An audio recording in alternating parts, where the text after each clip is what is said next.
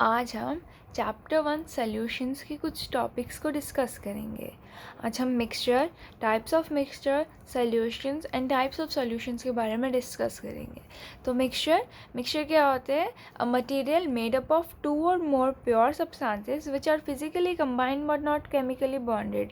तो ये वो मटेरियल्स होते हैं जो प्योर सब्सटेंस से बनते हैं। ये दो या दो से ज़्यादा भी हो सकते हैं, लेकिन ये फिज़िकली कंबाइन होते हैं लेकिन केमिकली बॉन्डेड नहीं होते हैं। अभी physically combined but not chemically bonded का मतलब ये है कि जो मिक्सचर में जो कंपोनेंट्स होते हैं वो अपनी ओरिजिनल प्रॉपर्टी कभी नहीं गंवाते हैं। अगर दो या दो से ज़्यादा मिक्सचर है तो उसमें जो कंपोनेंट्स होंगे वो अपनी ओरिजिनल प्रॉपर्टी में ही अपनी ओरिजिनल प्रॉपर्टी को ही रखेंगे, वो उसे कभी लूज़ नहीं करेंगे।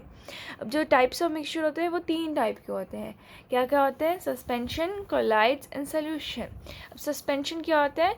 वो सॉलिड पार्टिकल्स जो कि डिस्पर्स हो जाते हैं लिक्विड या गैस में, पर वो कभी भी डिज़ोल्व नहीं होते हैं। इनका जो साइज़ होता है वो 1000 nm से बड़ा होता है। यहाँ पर जो nm है वो है नैनोमीटर। नैनोमीटर की वैल्यू होती है 10, नैनो की वैल्यू होती है 10⁻⁹। अब इसकी एग्जांपल हम ले सकते हैं सैंड एंड वाटर। जैसे सैंड और वाटर को अगर हम मिक्स करेंगे तो थोड़ी देर बाद जब वो सेटल डाउन हो जाएंगी, सैंड जो है वो सेटल डाउन हो जाएगी और वाटर जो है वो ऊपर आ जाएगा।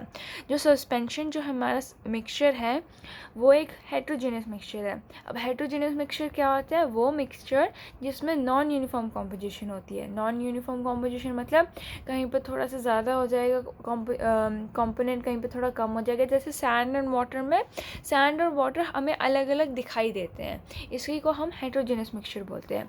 हमारे पास नेक्स्ट है कोलाइड्स। कोलाइड्स क्या होते हैं? वो पार्टिकल्स होते हैं, वो मिक्सचर होता है जिसमें क्या होता है, वो होमोजेनियस अपेयर होता है बट एक्चुअली में वो हेट्रोजेनियस होता है। मतलब होमोजेनियस क्या होता है?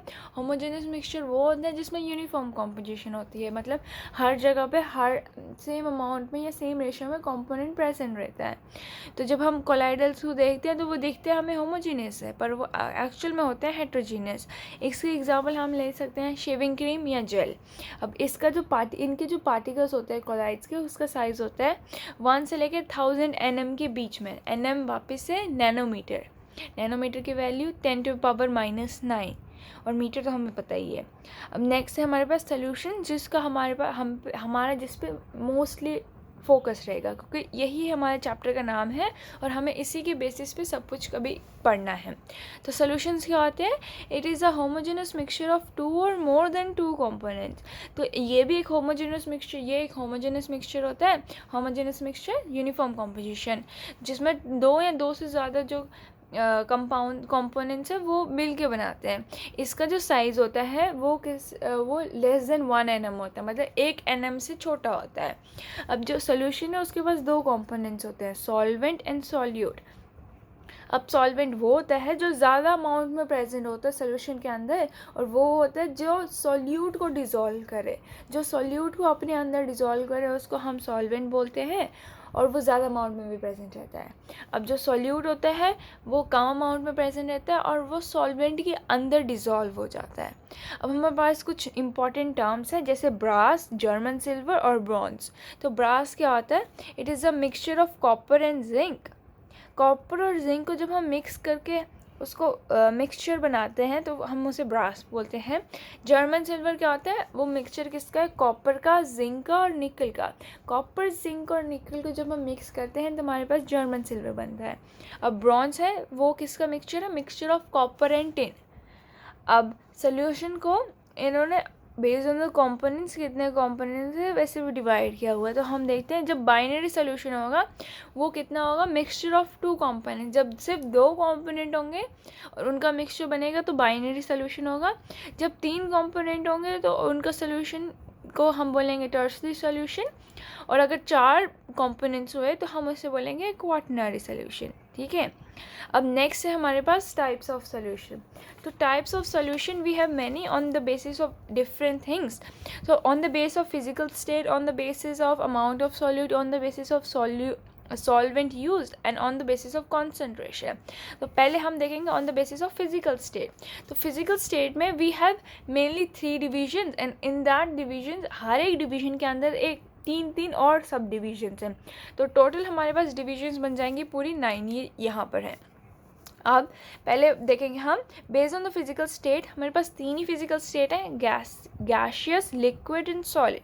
अब गैशियस सोल्यूशन जो होता है उसमें जो सॉल्वेंट होता है वो गैस रहता है, और जो सॉल्यूट होता है वो गैस भी हो सकता है, लिक्विड भी हो सकता है और सॉलिड भी हो सकता है।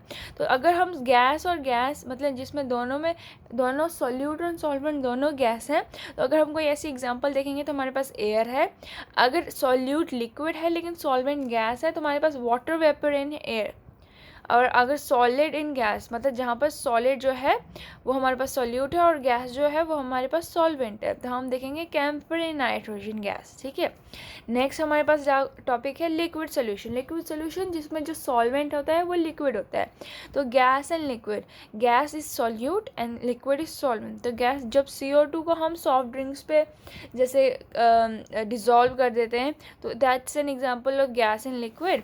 और जब हम लिक्विड मतलब both solute and solvent is are liquids, तो उसकी एग्जांपल हम लेंगे ethanol in water.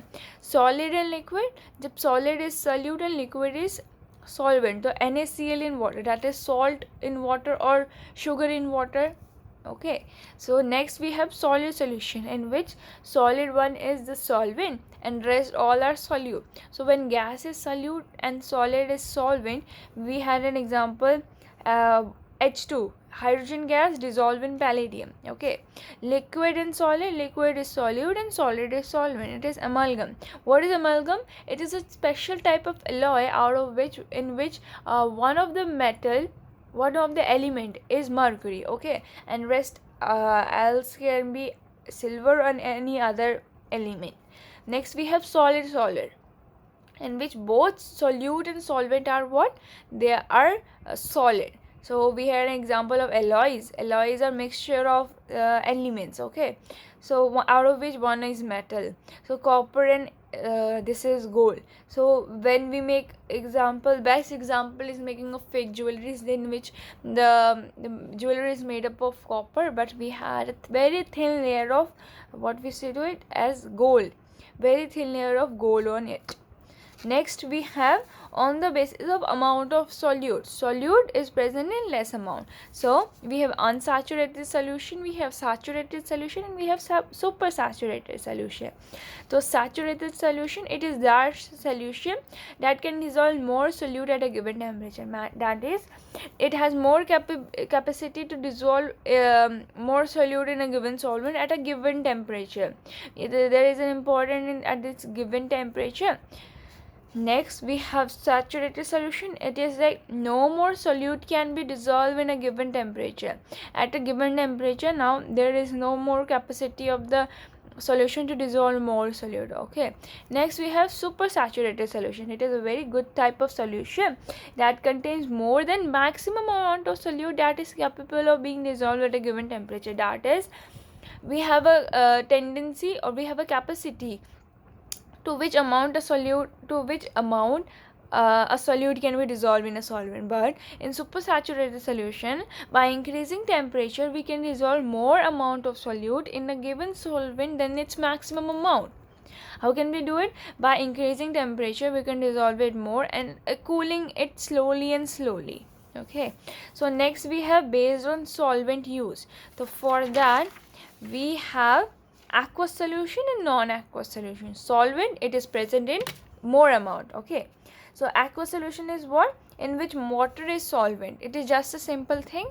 Aqueous solution when water is solvent present in more amount. Okay, example is NaCl in water, where water is a solvent and NaCl is a solute. Next is non-aqueous solution in which solvent is not water, as simple. Its example is iodine in carbon tetrachloride, CCl4. Iodine in carbon tetrachloride is an example of non-aqueous solution.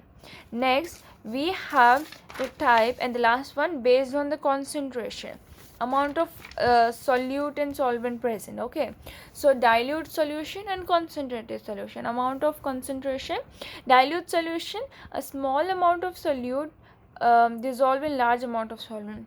When very small or small amount of solute is dissolved in a solvent, we say it is a dilute solution. And concentrated solution is when large amount of solute is dissolved in a small amount of solvent. When a large amount, very large amount of solute is dissolved in a small amount of solvent, we say it is a concentrated solution. Okay. Next, we have concentration of solution. So concentration, the term concentration means amount of solute that is dissolved in a solvent. So according to find a concentration in a solution, we have many ways, but today we are going to discuss only mass percentage. So mass percentage is mass of the component, that whether it is solute or solvent, either solute or solvent, and to the we compare it to the total mass of the solution, and to find the percentage we multiply it with 100. So its formula is mass of the component in the solution, that is either solute or solvent, upon the total mass of the solution into 100. That by this we can find the mass percentage of a concentration of the solution.